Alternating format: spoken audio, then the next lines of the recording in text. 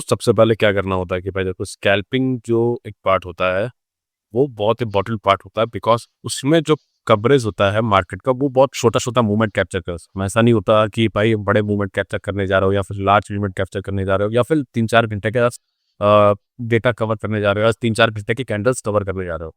Because scalping just सिर्फ और सिर्फ बेस्ड होती है, वो बेस्ड होती है कि आप कितना छोटा मूवमेंट कैप्चर कर सकते हो। मतलब इतना भी छोटा नहीं होना चाहिए कि फीस और उसका मैनेजमेंट ना हो पाए। तो सबसे पहले आपको ध्यान क्या रखना पड़ेगा कि आपकी एंट्री कहाँ हो रही है। अब स्कैल्पिंग सबसे बड़ी गलती क्या होती है लोगों के साथ, वो गलती ये करते हैं कि एंट्री गलत बनाते हैं। एंट्री और एग्जिट मतलब ऐसी जगह लेते हैं कि जहां पर कोई मतलब नहीं। एंट्री मतलब उनका ये रहता है कि यार किसी भी पर्टिकुलर पॉइंट पर किसी भी पर्टिकुलर उनको लगता है कि भाई मार्केट यहाँ पे अप ट्रेंड में फंसी है, डाउन ट्रेंड में फंसी, वहां पे अपनी एंट्री बना दो। पहले तो आपको देखना है कि एंट्री बनानी कहाँ पे है। बिकॉज स्कैल्पिंग सबसे मोस्ट इंपॉर्टेंट थी है कि एंट्री की कैंडल क्लोजिंग किधर हो रही है, क्या वो मेरे फेवर में क्लोजिंग हो रही है या मेरे फेवर में नहीं हो रही है, या फिर कोई मेरी स्ट्रैटेजी है क्या उस लेवल पर जाकर वहां पर क्लोजिंग हो रही है। तो आपको सबसे पहले देखना पड़ेगा। स्कैल्पिंग में भी ऐसा नहीं होता कि आप बहुत मल्टीपल ट्रेड ले सकते हो। बहुत सारे लोगों का मिसकंसेप्शन कंसेप्शन यही रहता है कि भाई वो लेने आते हैं कम से कम नहीं तो 10, 12, 20, 25, 30 स्कैल्पिंग की मतलब कह सकते हो दिन भर में लेते हैं। लेकिन कई बार मैक्सिमम ऑफ टाइम ऐसा होता है कि at the end of the month वो लॉस में ही जाते हैं। क्योंकि स्कैल्पिंग तो सबको लगता है कि बस एक कैंडल नीचे गए, 2 कैंडल नीचे गए, जस्ट खोल दिया और छोटा सा ओवर कैप्चर कर ले बाहर। ऐसा बिल्कुल नहीं होता। स्कैल्पिंग हमेशा बेस्ड होती है स्पेसिफिक एंट्रीज पर। हमेशा स्पेसिफिक इंटरेस्ट पे। कभी भी ऐसा नहीं होना चाहिए कि आप स्कैल्पिंग सिर्फ और सिर्फ ये देख ले रहे हो कि भाई सपोर्ट एंड रेजिस्टेंस लेवल क्या है, जस्ट यहाँ पे गया हम बाहर हो जा रहे हैं। सबसे पहले आपको देखना पड़ेगा एंट्रीज कहाँ पे हो सकती है। जैसे मैं यहाँ पे देखोगे तो यहाँ पे कहाँ पे एंट्रीज मिल सकती है। जैसे मैं बनाता हूँ सबसे पहले इंपॉर्टेंट, अगर आपने मेरे लाइव में नहीं ज्वाइन होते तो लाइव में जब ज्वाइन होगे तो आपको पता चलेगा कि भाई मैं जब ट्रेड करता हूँ तो हमेशा इंपॉर्टेंट लेवल्स पे ट्रेड करता हूँ। या तो ये वो एसएनआर लेवल होगा यानी सपोर्ट एंड रेजिस्टेंस लेवल होगा, या फिर वो ऑर्डर ब्लॉक्स होंगे, या फिर मार्केट किसी जोन्स या फिर सपोर्ट एंड रेजिस्टेंस लेवल के बीच में फंसी होगी और वो जोन या तो टूटने वाला होगा या नहीं टूटने वाला होगा। जैसा भी है उसके अकॉर्डिंग ही भाई मैं ट्रेड प्लान करता हूँ। कभी देखोगे तो भाई यहाँ पे इंक्रीज कैसे बनेगी, अगर वो यहाँ पे देखोगे इस पर्टिकुलर टाइम फ्रेम पे 1 मिनट का वैसे टाइम फ्रेम होता है। मैक्सिमम ऑफ टाइम स्कैल्पिंग किसमें डिफाइन होती है 5 मिनट या 1 मिनट। मेरे लिए फेवरेट होता है 1 मिनट बिकॉज 1 मिनट में मुझे जितने मूवमेंट कैप्चर करने को मिल जाते हैं 5 मिनट में थोड़ा सा टाइम ज्यादा लगता है वो पर्टिकुलर इंट्रीज को फाइंड करने में। तो 1 मिनट को कंसीडर करते हुए आप ट्रेड करोगे और स्कैल्पिंग में ये थोड़ा सा वेरी भी हो सकता है। तो जरूरी नहीं 1 मिनट लो, आप 5 मिनट भी ले सकते हो, बट 15 मिनट बहुत ज्यादा हो जाता है। 1 मिनट या 5 मिनट।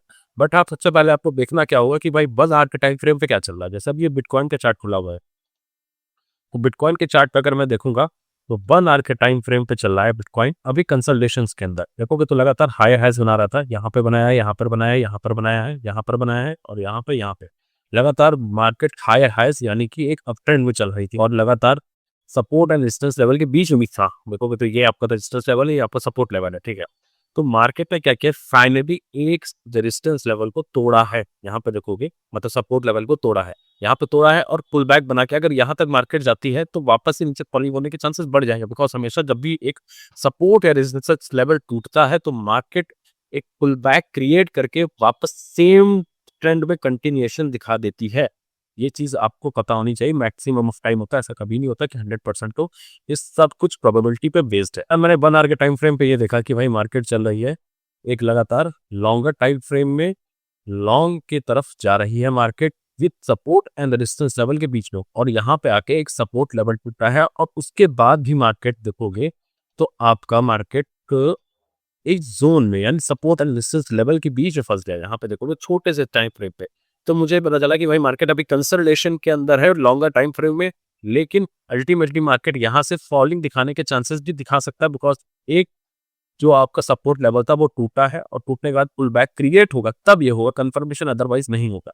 तो मैंने समझ में आ गया, ठीक है। तो ये मैं समझ गया कि भाई अब यहाँ पे मुझे एक लॉन्ग ट्रेड प्लेस कर सकता हूँ तब तक के लिए जब तक इस लेवल पे मार्केट आती है। जैसे कि अगर मैं यहाँ पे ट्रेड ओपन करूंगा तो इस लेवल तक के लिए ओपन करूंगा बिकॉज ये मेरे को छोटा सा मूवमेंट कैप्चर करने में मदद करेगा। फिलहाल आप देखोगे कि करंट सिनेरियो क्या चल रहा है कि मार्केट एक सपोर्ट लेवल पर थी, यहाँ पे देखोगे उस लेवल पर चल जाए। यहाँ पे एक सपोर्ट लेवल हो गया आपका और ये आपका होगा रेजिस्टेंस लेवल जहां से मार्केट बार बार टैप करके नीचे आ रही है। और टैप करना भी जरूरी है बिकॉज देखो क्या होता है कि जितना ज्यादा मार्केट उस लेवल पे जाकर से, या तो सपोर्ट लेवल पे या रेजिस्टेंस लेवल पे जाके जितना ज़्यादा टैप करेगी उतना ज़्यादा वो वीकर होती जाएगी। मतलब अगर 2 बार 3 बार टैप कर दिया, तो तीसरी बार टैप करने नहीं आ सकती है, बिकॉज़ वहाँ की लिक्विडिटी या जो भी पेंडिंग ऑर्डर्स है वो खत्म हो गया ऑलरेडी। तो यहाँ पे देखोगे भाई मैं एंट्री कहाँ बना था। जैसे मैं देखा कि भाई अपना एक मैंने ड्रॉ कर लिया सपोर्ट लेवल, ठीक है? यहाँ पर रेजिस्टेंस लेवल हो गया, यहाँ पर सपोर्ट लेवल हो गया। अब मैंने देखा कि भाई मार्केट क्या इस कंसोलिडेशंस के बीच में फँसी है, मतलब मार्केट सपोर्ट या रेजिस्टेंस लेवल के बीच में एक्चुअल में फँसी है कि नहीं फँसी है।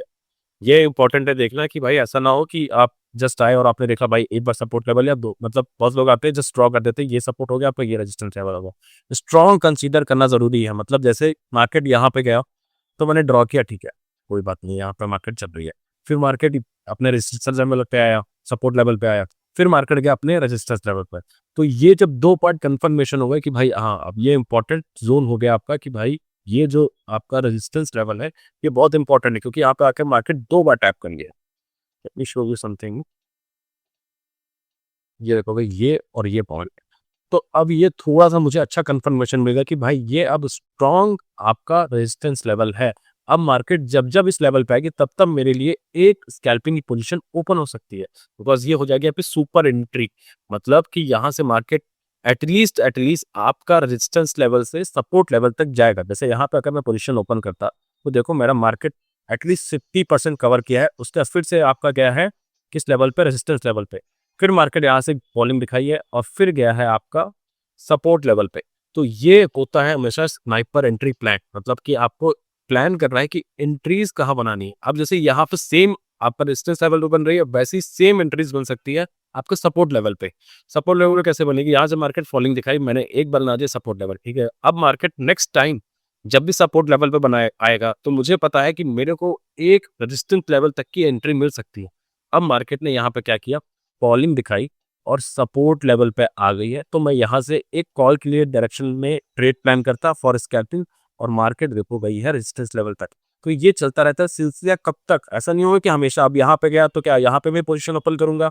नहीं, हर बार नहीं करूंगा, क्योंकि मुझे पता है जितनी बार इस लेवल पे मार्केट जाएगी, मतलब यहाँ से फॉलिंग दिखाई एक बार, सब रेजिस्टेंस लेवल पे से सपोर्ट लेवल की तरफ, अब सपोर्ट लेवल से गए रेजिस्टेंस लेवल की तरफ। अब ये कितनी बार हो गया?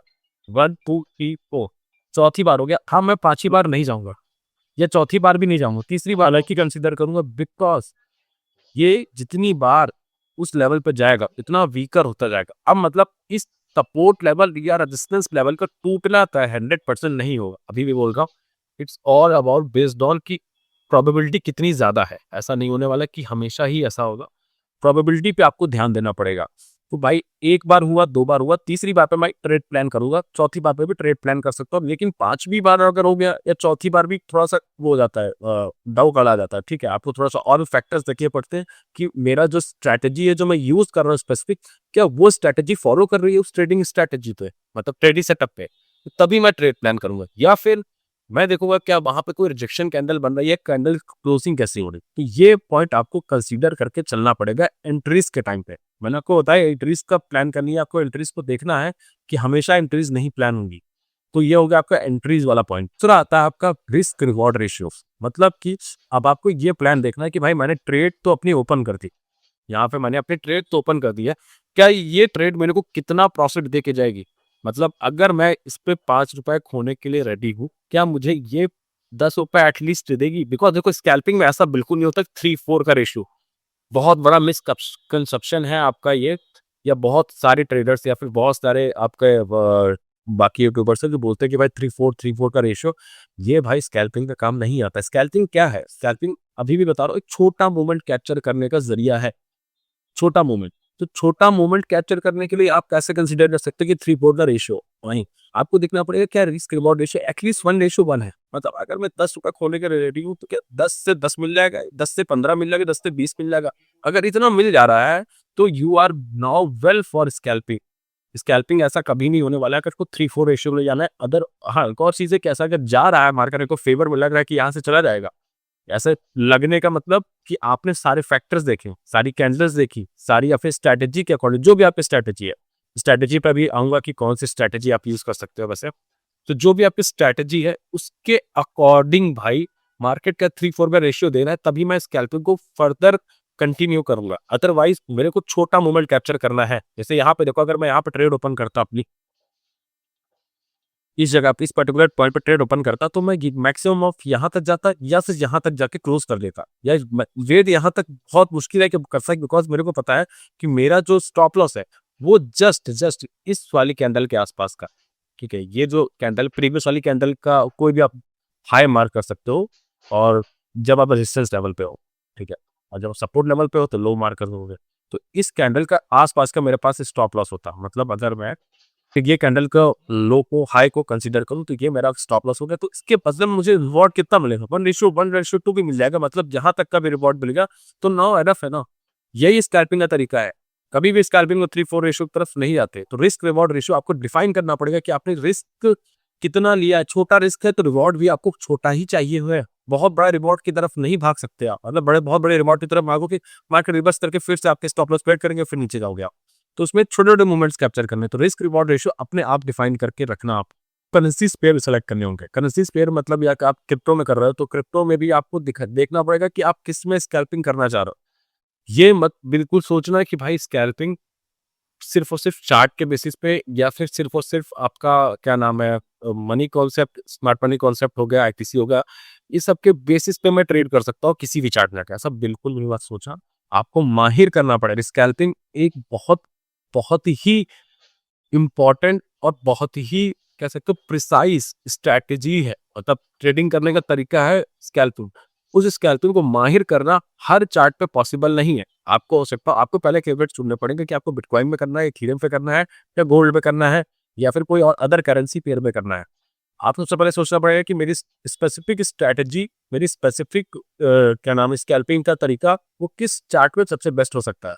जरूरी मत रखना कि भाई जैसे कई बार लाइव में आता हूँ तो कई बार मल्टीपल मीम्स कॉइन्स में ट्रेड कर देता हूँ, मल्टीपल कॉइन्स पे ट्रेड कर देता हूँ, बिकॉज वो मेरे को थोड़ा सा एक्सपीरियंस हो गया 3-4 साल का, तो उस पर मैं कर सकता हूँ। लेकिन फिलहाल अगर आप स्कैल्पिंग करना चाह रहे हो तो 1 से 2 चार्ट पकड़ो, मतलब 1 से 2 करेंसी पेज पकड़ो, या 1 से 2 कोई भी क्रिप्टो पकड़ लो, उस पे ही समझो कि स्कैल्पिंग कैसे करनी। मतलब या तो आप बिटकॉइन इथेरियम ले लो, या गोल्ड इथेरियम ले लो, या फिर क्या नाम है आपका जेपीवाई ले लो, कुछ भी ले लो, बट याद रखना 2 से 3 उससे ज्यादा आपके ऊपर मत भागो, बिकॉज उसमें फिर आप फंसोगे। बिकॉज स्कैल्पिंग कैंडल्स का मोमेंटम डिफाइन करता है। तो ये याद रखा कि आपको चार्ट सेलेक्ट करने हैं, 1 से 2 करेंसी सेलेक्ट करने हैं, उसके ऊपर ऊपर ही ट्रेड करोगे आप। अब ये देखना चौथी पॉइंट आता है कि भाई आपने देख लिया कि भाई आपको एंट्री कहाँ बनानी है, आपने देख लिया कि भाई आपका रिस्क रिवॉर्ड रेशियो क्या है, आपने देख लिया कि भाई आपको किस समय ट्रेड करना है। चौथा आता है कि भाई ये सब तो ठीक है, लेकिन सबसे इम्पोर्टेंट स्ट्रैटेजी कौन सी यूज करनी है। तो इसके ऊपर मैंने ऑलरेडी डेडिकेटेड वीडियोस बना रखी है, ये आप जाके देख लो, 3-4 वीडियो बना रखी ट्रेडिंग स्ट्रैटेजी के ऊपर। जो भी स्ट्रैटेजी की वो डालिए 1 मिनट के टाइम फ्रेम पे, कुछ 5 मिनट के टाइम फ्रेम पे। तो आपको ये देखना पड़ेगा कि भाई उस स्ट्रैटेजीज को उठाओ और उन पे जाके लगभग लगभग कुछ नहीं तो 50-60 बार बैक टेस्ट करके देखो, तब समझ में आएगा कि आपके फेवर में कौन सी स्ट्रैटेजी है। ऐसा जरूरी नहीं हो सकता कि हर कोई हर स्ट्रैटेजी पे माहिर हो। आपको स्ट्रैटेजी एक उठानी, सिर्फ एक। ये कॉन्सेप्ट बिल्कुल हटा देना है कि भाई मेरे को 10 स्ट्रैटेजी आनी चाहिए, 10 मार्केट आनी चाहिए, या 10 कैंडल्स का मोमेंटम आना चाहिए, बिल्कुल नहीं। स्कैल्पिंग में सिर्फ और सिर्फ एक पॉइंट होता है कि एक स्ट्रैटेजी, एक आपका कोई भी करेंसी पेयर, या फिर एक आपका कोई भी मोमेंटम। बिल्कुल नहीं कंसीडर करना है कि भाई आपने पूरे दिन में कम से कम 30-40 स्कैल्पिंग खुलन में 8, 10, 12, 15 बहुत मैक्स हो गया स्कैल्पिंग। बिकॉज हर जगह एंट्री नहीं मिलेगी। यहाँ पे बहुत लोग आएंगे, इस जगह पे बहुत लोग एंट्री प्लान करेंगे, इस जगह पे बहुत लोग एंट्री प्लान करेंगे, यहाँ पे भी बहुत लोग प्लान करेंगे। ऑल्दो लोगों को मार्केट गया तो फेवर में, बट मैक्सिमम चांसेस होगी कि यहाँ पे वो लॉस खाएगी खाएंगे, बिकॉज हमेशा हर जगह पे एंट्री नहीं मिलती है। तो स्ट्रैटेजी को अपने अकॉर्डिंग ही प्लान करना। जैसे मैं कई बार जैसे ट्रेड करता हूँ तो मैं कंसीडर क्या करता हूँ कि भाई अगर सपोर्ट लेवल या रेजिस्टेंस लेवल पे है तो क्या सपोर्ट लेवल पर, जैसे यहाँ पे देखोगे सपोर्ट लेवल पे क्या मार्केट ने कोई रिजेक्शन कैंडल बनाई है। रिजेक्शन कैंडल क्या होता है कि भाई जिसकी छोटी बॉडी हो, यहाँ पे देखोगे तो बहुत छोटी बॉडी है और लंबी भी है, तो ये कैंडल अगर कोई भी ये सपोर्ट लेवल या रेजिस्टेंस लेवल पर बन रही है तो मार्केट के वहां से रिवर्स करने के चांसेस बढ़ जाते हैं। जैसे यहाँ पे देखोगे तो मार्केट ने पॉलिंग दिखाई और एक रिजेक्शन कैंडल बनाई है ये बात, तो यहाँ से देखो मार्केट ने फिर क्या किया, एक अपवर्ड मूवमेंट क्रिएट किया है। और सेम जाओगे अगर यहाँ पे देखोगे आप लेवल पे रिजेक्शन कैंडल बनी है, बड़ी सी विक और छोटी सी बॉडी, तो यहाँ से मार्केट ने क्या किया है, फॉलिंग दिखाई है ठीक ठाक। तो भाई यही देखना होता है कि आपको सपोर्ट या रेजिस्टेंस लेवल तक कौन सी कैंडल किस टाइम पे बन रही है। कैंडल क्लोजिंग भी देख सकते हो, ये मेरा ट्रेडिंग करने का स्ट्रैटेजी है, आपकी कुछ भी हो सकती है। या फिर अगर अभी आपको नहीं पता है ट्रेडिंग स्ट्रैटेजीज, तो 4-5 वीडियोज़ है पिन कर दूँगा, वो जाके देखना। उसमें से जो बेस्ट लगे उसको कम से कम 30-40 बार बैक टेस्ट करके फिर उस पर आकर आप ट्रेडिंग अपनी प्लान कर सकते हो। तो क्या आपका ये चौथी चीज़। पाँचवीं चीज़ क्या है कि एग्जीक्यूशन। एग्जीक्यूशन में सबसे इम्पोर्टेंट ये है कि भाई entries, always always always entries. मैं शुरुआत से वीडियो में ये कह रहा हूँ कि एंट्रीज हमेशा ऐसी प्लान करो कि आपको जब 100% कॉन्फिडेंस है कि भाई ये यहाँ से यहाँ तक मूवमेंट दिखाएगा, तभी मैं स्कैल्पिंग में आऊंगा। क्योंकि स्कैल्पिंग दो धारी तलवार की तरह है।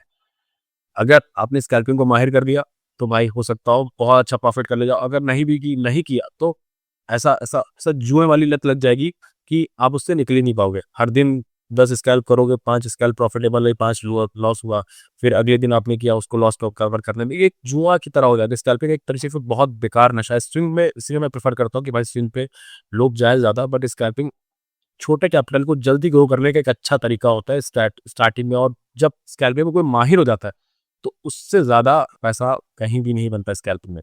मतलब कोई अदर स्विंग में होता है आपको 3-4 दिन का वेट करना पड़ता है। स्कैल्पिंग हम दिन में बहुत अच्छा पैसा निकाल सकते हैं, बट उसके लिए आपको पूरा माहिर होना इंपॉर्टेंट होता है। ऐसा हम नहीं कर सकते कि इंट्रीज और एग्जिट कहीं भी प्लान कर दे। तो इंट्रीज का आपको ध्यान रखना है।